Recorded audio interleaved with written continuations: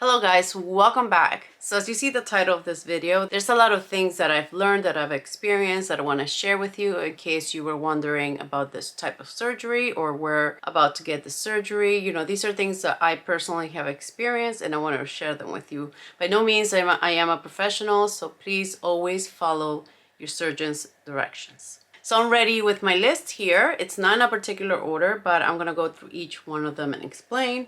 So bear with me. The first one is tummy tuck is not a weight loss surgery. This is a surgery that's usually for people that have a lot of loose skin, you know, people that have lost a lot of weight and they want to remove the excessive skin. This is not a surgery that you're gonna have and then you're gonna start being slimmer, skinnier. No, in my opinion, if you have a weight goal, make sure you're the closest to that before you actually get a tummy tuck. For this, I spent a whole year reaching the closest I could get to my weight goal. And I lost 22 pounds and I was really never a skinny person. I had curves. So I just made sure that I was closest to my goal. And then once I saw what happened to my body, that I had excess skin in my stomach, plus I had pregnancies, I was ready, I was committed, and I knew that this was gonna be it. So make sure you are closest to your weight goal before you do this type of surgery. Like that, it will give you the best results. Next, take your stool softeners as soon as you get home from your surgery. I wish I did this because on top of having the discomfort of the surgery, being constipated is not fun. You're taking painkillers, you're taking antibiotics. So a lot of those things will mess your stomach up. So you have two things going on and it's a pain in the butt. Yes, literally. Next, your skin feels numb and weird. Oh man, this is like a weird feeling. So that part with the incision, the belly part, I think close to the incision, that skin right there feels numb and weird, meaning it kind of feels when you go to the dentist and they numb you up and then your cheek here it feels sold up, but it also, when you touch it, feels very rubbery, like it's not your skin, right? It feels just like that around the incision area, above the incision and a little bit under, but I would say that the most it feels on the upper part. Every time I touched that part after the surgery, it felt like skin, like my hands were touching skin, but it felt like it was not my skin, like I was touching somebody else's skin. It was such a weird feeling. So don't freak out. A lot of things the nerves are trying to connect. It'll get better with time. Right now I'm close to my 3rd month post-op and it starts to feel now different, like my skin. So just know that happens. Next, you're gonna be able to see some stitches. From your incision, there's gonna be some stitches poking out. They're gonna look like ingrown hair because that's what I thought it was. So when you touch them, it's kind of hard, and I thought it was like a whitehead or something, like an ingrown hair, but it wasn't. I asked my doctor and he's like, those are the stitches from inside and eventually they will dissolve. It's a little weird that they stick out like that, but it's normal. Next, do not get the surgery during summertime. Oh my God. I didn't get it during summertime. Here in California in September, it's still hot. And we had a heat wave during that time, which is unusual. And it was a pain in the butt. So definitely do not have the surgery during summer or the hot months of the year, wherever you're from, because it is uncomfortable. You're gonna have extra layers on top. I had, even though I wore shorts, I had that compression suit, the faja, and it is not cotton. So I was sweaty all the time. So I wish I would have pushed it a little bit more towards the fall or maybe the cooler months, because that was not fun. So next one is, when you sneeze or cough, it's going to hurt. The first time I sneezed, I thought I popped stitches out because it hurt and I froze. It's gonna hurt. So some people like using a pillow, but you know what helped me every time they needed to sneeze or cough? I would just let go, because people tend to sneeze and when you have the surgery, you kind of want to tighten it because you want to protect it. And I think people tend to tighten their abs when they sneeze. So they think, they're trying to brace themselves for pain. But what I did is I just let go. I loosened up and I sneezed. And that pain was way less than me trying to hold the pillow or hold it in. All right, this one is truth. This surgery is painful. It is uncomfortable. It all depends on what kind of experience you have with surgery. If you ever gotten an incision or you had a C-section, it might be easier to kind of gauge pain and gauge how you will need to take care of yourself, and also gauge how your body's going to react. That could make it easier. But if you've never had surgery before and you've given natural labor, This is something that's going to be very painful. The first few days are going to be very uncomfortable, but you're going to have your painkillers. It is less invasive. And I will say, even after me getting 2 C-sections, this surgery is not like a C-section. In my opinion, the recovery of a C-section is much easier than a tummy tuck. After a C-section, they're not pulling anything. You actually could stand up straight, you could walk, yeah, you have some pain. But this one, actually, they pull down and they repair your muscles, especially if you do the muscle repair. They repair it and they pull, and you are hunched over for a while. So in that aspect, I feel like the recovery of a tummy tuck is much harder than a C-section. So this is just my opinion when I compare a tummy tuck to the C-sections I had. Next, food prep is key. I suggest you food prep healthy meals a day before or 2 from your surgery. And that makes it so much easier for everyone, and that helps you not make last minute unhealthy food choices. Especially eating healthy those first few days after your surgery, it's very important because it'll help you heal faster, feel better, plus it will help you with your digestion, but still make sure you do take your stool softeners. Next, you will eat very little. Okay, this is what happened to me. So the first few days of my surgery, I ate very little. Like I was eating little bits of food here and there, because every time I was trying to eat, I would feel full really fast because of how tight I felt. But I would eat frequent, just little tiny portions. Next, stay away from salt as much as you can, because every time that I will eat something a little saltier than usual, I will feel my incision area tight. I think I ate a vegan nugget and it had a lot of sodium, and I feel like my stitches were about to burst. Salt makes you retain water, and around your incision you have a lot of fluid. So yeah, try to stay away from salt as much as you can. Next, make sure you can be vulnerable with the person that's gonna take care of you, especially the first week. The first week is the hardest, and you are in a very vulnerable position. You need help, and in some cases I heard some people couldn't even wipe their own butt. Luckily, I was able to wipe my own.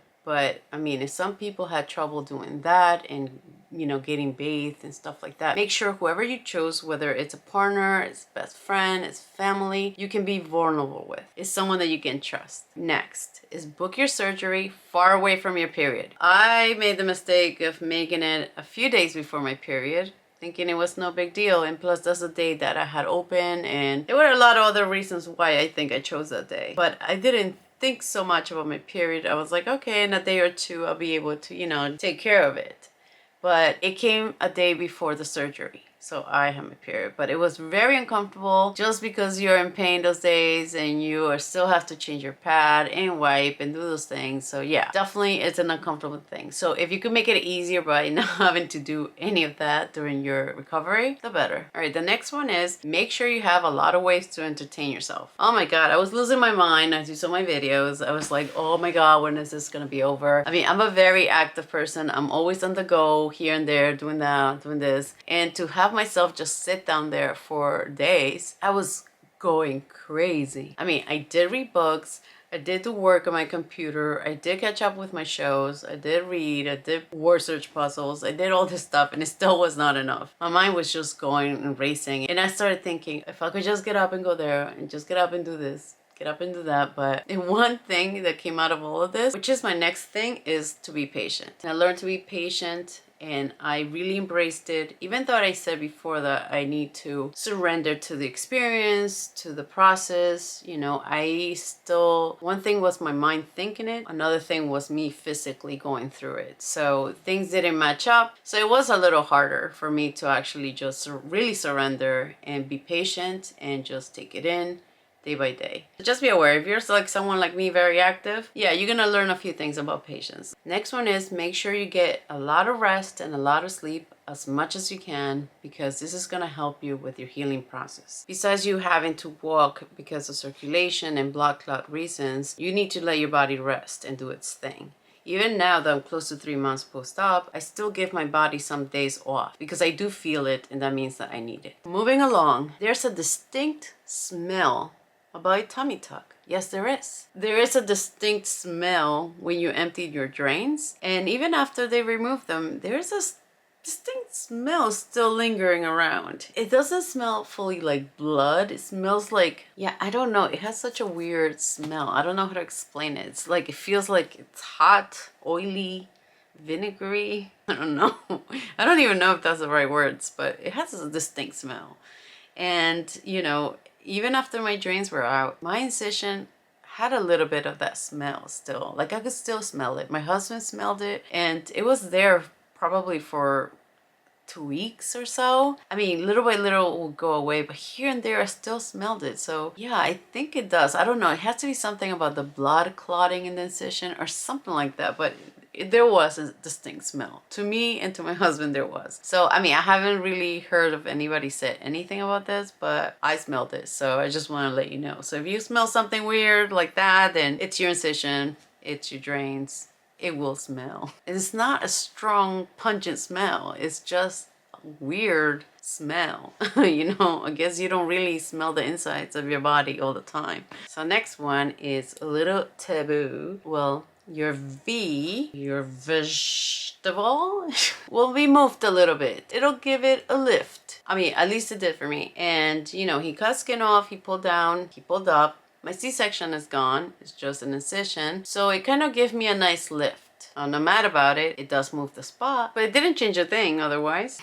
Next one is get more than one faja. Get two ideally. I had two and I was alternating between them because of that distinct smell I told you about. I didn't like it, so I kept swapping them every 2 days. I mean, I would shower every day, but I would wear the garment 2 days max each time. And it was hot and sweaty for me, so I just felt gross. So after 2 days, I would just wash it, wear the other one, and on and on and on. And two were ideal because my doctor told me after 2 months I could stop wearing it and I won't need it anymore. So what I did after 2 months, I lit them on fire and let them burn into a crisp. Next, tight athletic clothing is the best thing to wear after a tummy tuck. And it's the easiest thing you can wear because your body needs a lot of compression at that point. And I felt the most supported, the most protected, and the most comfortable wearing those. Okay, so next, less is best. And that means don't just go out there and buy things that you don't know if you're really gonna need. Everybody needs different things for their healing process. So I would suggest to consult with your surgeon on the things that you need for your healing process before you go out there and spend a lot of money on things that you might just need for a week or two. So don't clutter yourself with a lot of things. Just find out first what is essential for you to have. And this brings me to my next thing, which is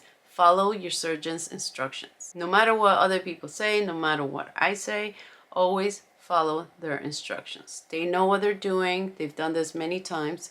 So please follow them to a T. And finally, we reach the end. Keep your surgery private or in a small circle. Meaning, don't tell everyone about your surgery before your surgery. I actually didn't tell anybody except my sister and my best friend 2 days or a day before surgery. And I told my parents and the rest of my family, I think a day or two after surgery. I knew if I told people or family, they would probably ask me, are you sure? Are you okay? And that would create fear in my mind. And I didn't want to do that. I already had made an educated decision. You know, my husband and I made sure we learned so much about it and we were sure, and that was all I needed. And I just didn't need people calling me or, you know, like, oh, are you ready? Or asking me if I was ready for it. And I didn't want people to make me anxious about that day. So I just kept it very secretive, very small, very private. But if you're a person that needs more support than that and need more opinions, then, you know, go for it. And after my surgery, I told everybody because I felt great.